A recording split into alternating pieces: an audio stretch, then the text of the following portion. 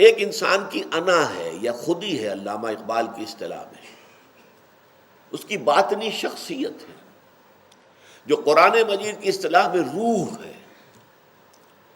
روح ہمارے وجود کا مرکز ہے۔ بڑا پیارا شعر ہے علامہ اقبال کا، فرشتہ موت کا چھوتا ہے گو بدن تیرا، تیرے وجود کے مرکز سے دور رہتا ہے۔ فرشتہ موت کا جب آتا ہے اور وہ جان کھینچتا ہے، قبض کرتا ہے، اس کا تعلق جسم سے ہے، روح سے نہیں ہے۔ روح پر موت وارد نہیں ہوتی، روح صرف منتقل ہوتی۔ لفظ انتقال جسے ہم کہتے ہیں وہ روح کا معاملہ ہے۔ جسم ہمارا اس زمین سے آیا تھا، کچھ عرصے رہا ہے یہاں اور پھر زمین میں چلا جائے گا، مٹی میں مل کر مٹی ہو جائے گا۔ منہا خلقناکم وفیہا نعیدکم ومنہا نخرجکم تارۃ اخری۔ لیکن روح انا للہ و انا الیہ راجعون، وہ اللہ کے پاس سے آئی تھی اور اللہ ہی کی طرف لوٹ جائے گی۔ سورہ مطففون میں اس کا نقشہ کھینچا گیا ہے کہ وہ یا تو علیین میں ہے یا سجین میں چلی گئی ہے۔ یہ تو قید خانہ کوئی ہے، اس کے اندر جا کر اس کو بند کر دیا گیا ہے، اور یا علیین بہت اونچے مقام پر کوئی جگہ ہے، وہاں پر ان ارواح کو رکھا گیا ہے جو نیکوکاروں کی ارواح ہے۔ روح کے ساتھ در حقیقت انسان کا جو حیوانی وجود ہے اس کا بھی خلاصہ نپٹ کر چلا جاتا ہے۔ وہ خلاصہ کیا ہے؟ شعور، کانشسنس انسان کا، اور خاص طور پر خود شعوری، سیلف کانشسنس۔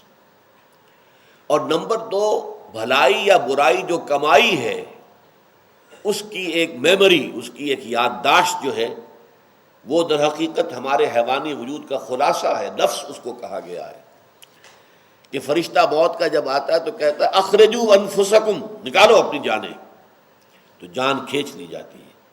تو روح کے ساتھ یہ نفس بھی لپٹ کر نکل جاتا ہے، اور یہی ہوگا جو پھر آخرت میں ایک نیا وجود ہمیں دیا جائے گا، نیا جسم دیا جائے گا، اس کے مشابہ ہوگا، لیکن اس میں پھر وہ روح اور وہ یادداشت، وہ میموری، وہ شعور جو ہے ہم میں سے ہر ایک کا وہ ودیعت کر دیا جائے۔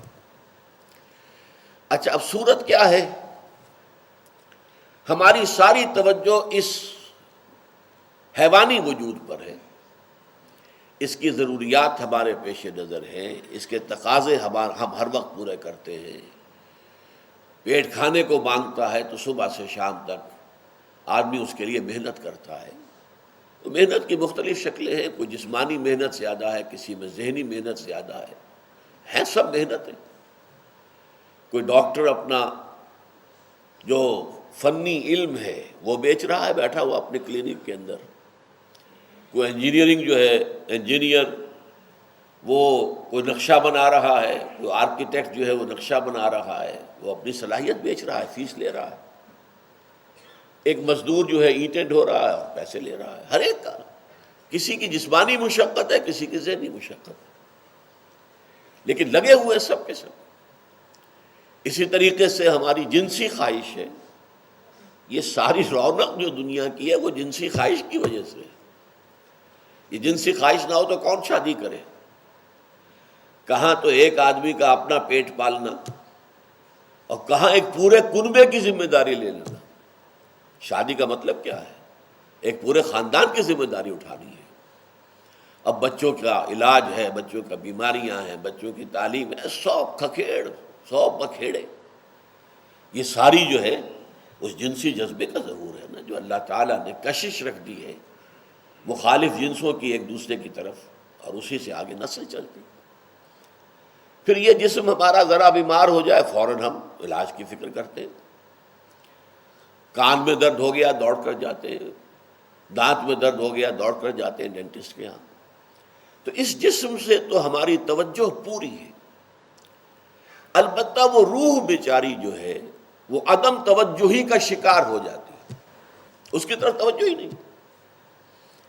اسی کو کہا ہے سورہ حشر کی آیت نمبر 19 میں، وَلَا تَكُونُوا كَالَّذِينَ نَسُوا اللَّهَ فَأَنسَاهُمْ أَنفُسَهُمْ اولئک هم الفاسقون، ان لوگوں کے مانند نہ ہو جانا جنہوں نے اللہ کو بھلا دیا تو اللہ نے انہیں اپنے آپ سے غافل کر دیا۔ یہ اپنا آپ کون سا ہے جس سے انسان غافل ہوتا ہے؟ علامہ اقبال نے بقول سید نذیر نیازی یہ فرمایا کہ میرے فلسفہ خضوع کی سورس یہ آیت ہے کہ ایک تو ہمارا ظاہری وجود ہے، اس سے تو کوئی غافل نہیں ہوتا، کوئی کافر، کوئی فاسق، کوئی منکر، کوئی مشرک، کوئی بھی غافل نہیں ہے اس سے۔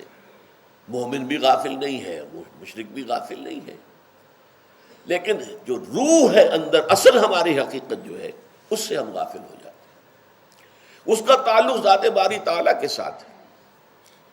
یہ ہمارا وجود زمین سے آیا ہے، زمین میں چلا جائے گا، اور نوٹ کیجئے کہ اس کی غذا اور اس کی تقویت کا سامان بھی سارا زمین سے آتا ہے۔